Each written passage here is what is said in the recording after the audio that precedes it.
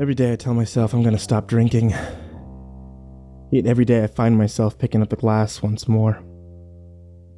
It's a good thing I don't drink that much daily. I know my liver will probably fall apart by the time I reach my 60s, but I've yet to come across a better way to calm the storm that's been raging in my mind ever since I met him. Back in 2013, I requested my leave from the Siberian observation mission. At that point, I'd grown tired from seeing all the pointless bloodshed that was going on there. I had been a soldier pretty much my whole adult life up to that point, and being so powerless was probably just a tad too much for me. Once I was granted my release, I had decided to make a pilgrimage to Jerusalem. It was a lovely trip, all in all. One evening, I decided to clear my head at a local bar. I was sitting there completely zoned out as some silly club music blared through the speakers. My head was in the clouds. That is until a gruff voice snapped me back into reality. "What does a United Nations soldier do in such a place?" My mind snapped back into fight mode as my head snapped sharply to my left. A bearded man was sitting next to me. He was visibly a few inches taller than me, and his smug expression made me a little uneasy, not to mention the fact that he was not supposed to know my profession, or so I thought back then.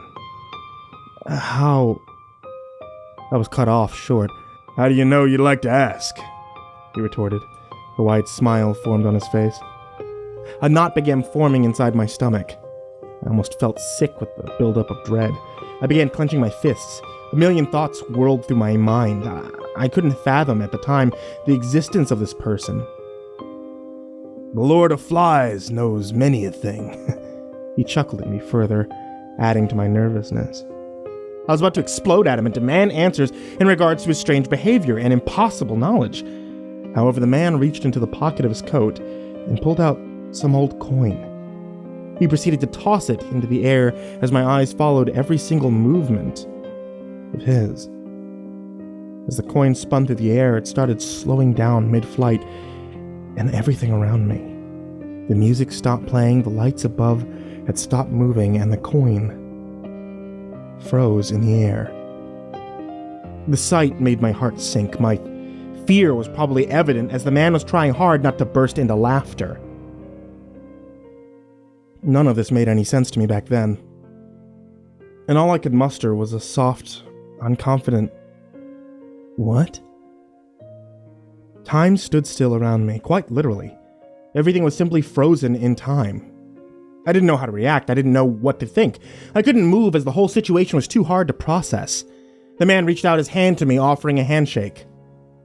"Beelzebub. My pleasure, Daniel." What? I couldn't speak. I felt sick. This was too much for me to handle, and I threw up on the floor. My head was spinning. My heart raced. I felt awful. There was no mistaking it. I was approached by some sort of something supernatural. Otherwise, he wouldn't be able to know my name. I wiped my face and I looked at the man whom I assumed was the devil at that point. He had lowered his arm and took a sip of his beer. "I know it's quite shocking, all of this. My first rodeo with you humans." Not wanting to piss off someone who could stop time and probably knew more about me than I wanted anyone to, I cautiously asked him, Are you the devil?" The man burst out into a maddening laughter, which had somewhat put me at ease. "Oh, father, this joke again," he mused to himself as some beer had spilled on his coat, clearly amused by the lack of awareness towards higher beings such as himself. No, I'm not the devil. It's a common misconception, however." He proceeded to note. "See, angels, demons, whatever. They're all the same kind. There's no big fight or even a divide between us. There's not so much of a hierarchy or rule set between us. We're truly equal to one another. Everything you know about us is a human fiction." He continued speaking. "Every time Father tried speaking to you humans, you go mad. Guess you're still not high enough level to communicate with the old man." This made very little sense to me, as it was the opposite from what I was taught my whole life. I wasn't sure if I could believe this person or not. After all, he was claiming to be a demon. I guess he had noticed the doubt written all over my face as he made a snarky remark towards me. If I was lying, wouldn't I be tempting you with something right now? The Prince of Gluttony and yada yada. No, I just... Yeah, I get it, Daniel. You've been indoctrinated to believe some weird anthropocentric story. Mind you that there are millions, perhaps even billions of species who are even more intelligent than that of your kind. To be honest, I'm pretty certain that there are beings who are more advanced than my father somewhere out there. They're probably beings higher than God. I had nothing to say. I was completely shocked by this revelation. While on the one hand, the things he was saying were making sense, on the other hand, they weren't making any sense at all. So how does this whole cosmic order thing work then? I asked.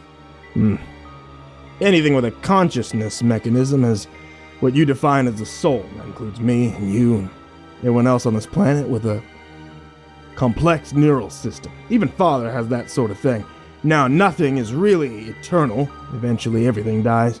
At one point, every sentient being will pass away, he answered. Even God? I was unaware if I was even wanting to hear the answer to that question, yet I asked anyway. Yeah, someday. In the future. You are aware of the fact that he isn't all creator of everything. As obvious as this should have been at that point, the sentence sent chills down my spine. I sank deeper and deeper into my chair. Well, here's the kicker, though. One thing you humans got right, in a way. Hell is real. Circumstances around it, what you got wrong. What do you mean? Don't the wicked go there? I asked him in response. Oh, no, not the wicked, but the guilty, he proclaimed as he hoisted up his cup of beer into the air. Guilty? I asked, puzzled. Yeah, well, if you die feeling guilty over something, if it turns into a negative energy and your consciousness goes into that dimension where it has to rid itself of said guilt. It has to be a major thing, however. You feel guilty for something extremely minor, you're most likely to just dissipate into the universe. Once he'd finished speaking about the inner workings of the universe, I looked directly into his green eyes and asked, with as much confidence as I could muster, so why are you telling me all of this? He smiled that unsettling smile once again. Because I need your opinion on something, Daniel. Let's have a walk, shall we? He got up from his chair and began walking towards the entrance of the bar. At first, I was hesitant to do anything, and I watched him walk for a few moments before I heard him call out to me.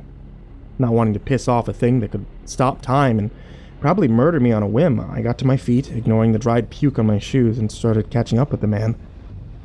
Once I reached him, he was at the bar's entrance, pressing his hand against the door. As the door swung open, a bright light engulfed me, blinding me for a moment. It felt as if a flash grenade was thrown straight at me. The light was so bright, it almost hurt. After an agonizing few seconds, the light began dispersing and familiar sights greeted my eyes. No way, I blurted under my breath. We're in Syria, next to some rebel encampment, Beelzebub announced, almost gleefully. I looked around and the bar building was right behind me. However, it was surrounded by the nearly endless sands of the Syrian desert. I was in this place before. There was no mistaking it. This was the Syrian desert.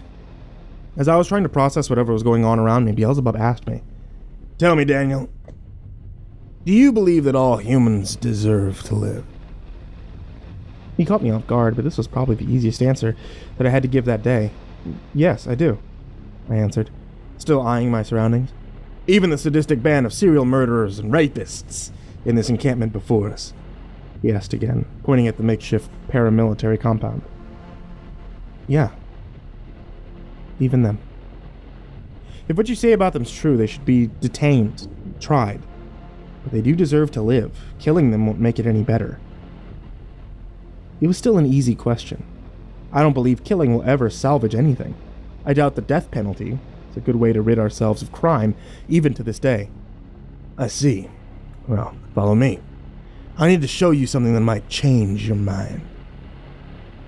Beelzebub began walking towards the bar building once more, pushing the door open again. I stumbled across the sands after him. The alcohol I had consumed earlier was starting to take effect again. The bright light blinded me again, followed by a freezing breeze that sent chills through my whole body. Once I had regained my sight, I found myself standing at the beginning of a large stone bridge, above a deep, dark pit. The longer I stared down, the more I came to realize that I could not see the bottom of this hole. The dread started eating at me once more, when another gust of freezing wind hit my body.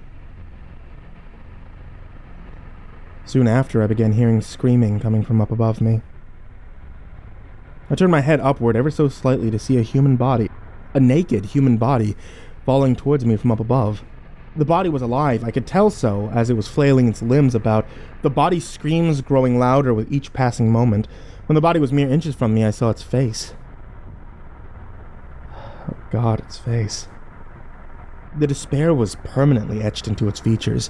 There was a fearful stare in its glaring eyes. The cheek muscles were stretched beyond what I thought was possible due to the constant screaming. Drool and tears flew all over. I know that we shared eye contact for the briefest of moments, but I've never seen someone in so much pain before. Is this... I mumbled as the body flew past me into the seemingly never-ending darkness below. Yes, Beelzebub noted, with a smile stretching from ear to ear. He seemed to be almost glowing in that god-forsaken place. Long after the body flew past me, I could hear its constant screaming. It kept on ringing in my ears for a long time after I had left that cursed abyss. Beelzebub led me to atop the stone bridge for quite some time, and the longer I walked the bridge, the more I wanted out of there. These bodies, they kept on falling all over. God, some hit the bridge, massive blood stains. They kept on falling. They just slipped downwards, back into the bottomless maw of their Abaddon. I'm so sorry, it's hard bringing that up in detail.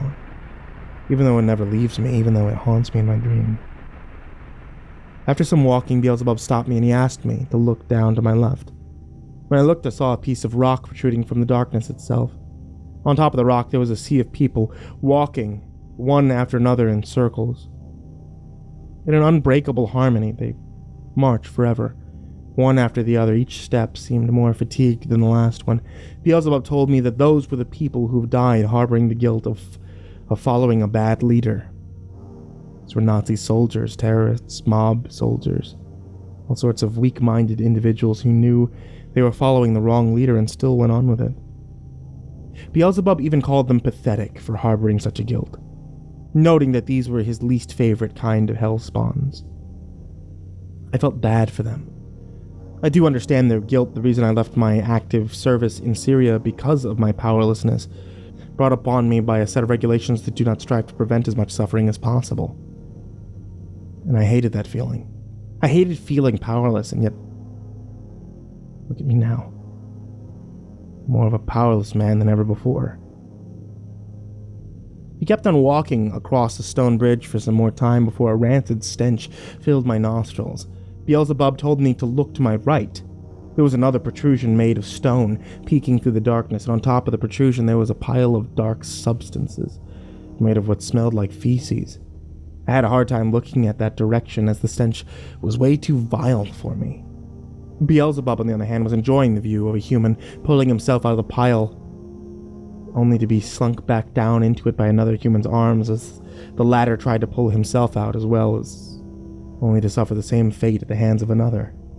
Can we leave? It stinks too bad, I cried out from underneath my shirt-covered mouth. Beelzebub just grunted in approval and led me on across the bridge of stone. Soon enough, we were standing at the edge of a forked path. One diversion was made of stone, another of some pulsating fleshy mass, and another was made of sand. Beelzebub led me on the path of sand. I'll let you meet someone, Daniel. Someone very important. He's been here for nearly 2 millennia. Beelzebub remarked with some glee in his tone. 2,000 years, I muttered. And I couldn't even bear staying another hour in this place, and yet someone was there for 2,000 years. Beelzebub did not speak for a while as we walked on that sandy path. I grew more and more anxious with each moment, to the point of trembling. My mind was racing, my breath was quick. Shallow. Sorry, I need another moment to relax properly. Eventually, we reached a large sand dune.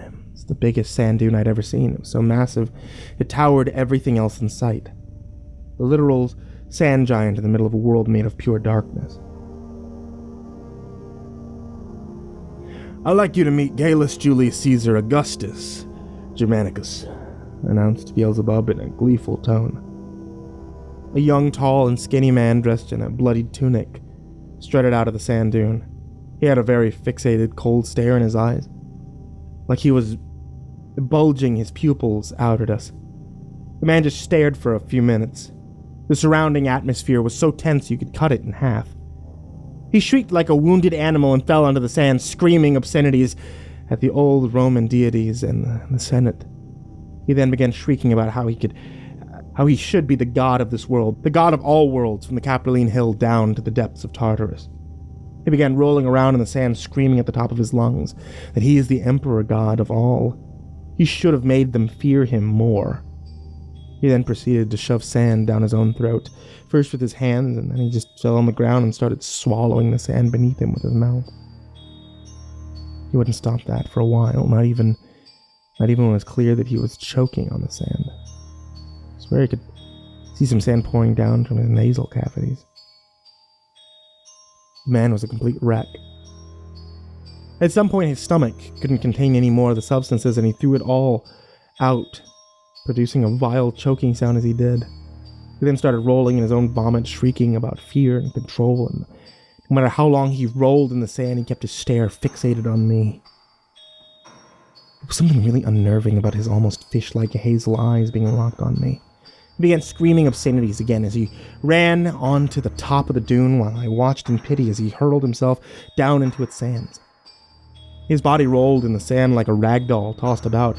I could hear the sickening cracking sounds of his bones echo throughout the space as his body was being folded in unnatural angles by his own momentum. And eventually his broken body landed at my feet. The body laid there as the limbs were folded awkwardly. His body was positioned on its belly with the head turned 180 degrees. His goddamn fish eyes were staring straight at me. I felt a knot build up in my stomach again. I was sure that I would throw up again. I could literally feel the food rising up my esophagus. "Oh dear God," the body whispered. It startled me. A moment later, I found myself back at the bar, next to Beelzebub, shaking with fear as my mind was racing. Nothing made sense to me anymore. I looked at Beelzebub, and the back of my head began throbbing as if I was hit with a hammer across the head. My vision started blurring, my ears began ringing. I don't. I managed to blurt out as I was trying to fight through my sudden headache. "So did your meeting with Little Sandals make you change your mind about the value of all human lives?" Beelzebub asked.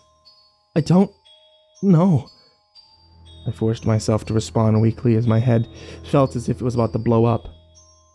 Beelzebub drunk up all his remaining beer and said, "Well, that's a shame, because I already slaughtered that whole Syrian encampment." As he said that, the pain in my head began subsiding, and disturbing images began popping up in my mind. I've seen it. I've seen it all. The way he tore them apart, the way he ripped them to shreds. I felt the tears. I felt the tears streaming down my cheeks just like they do now. I can't get the image of him making a gun sign with his fingers, shoving it down a kneeling man's mouth and blowing up his skull. God. Beelzebub was gone after that. I heard that damn coin fall into the wood. I placed my head on my arms and I began crying. I couldn't stop. I can't. He was gone, but the guilt is there.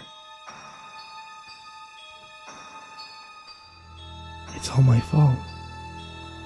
All of this is my fault. I followed him there. Everything was mine.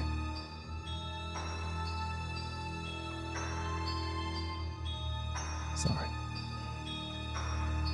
Please pardon me. I'm just a sorrowful drunk with a lot on his plate, and I know that. The devil doesn't bargain for his souls. No, he simply Guilt's their owner straight to hell, where he can watch them suffer for as long as he wants them to. And now drink to that son of a gun. Cheers.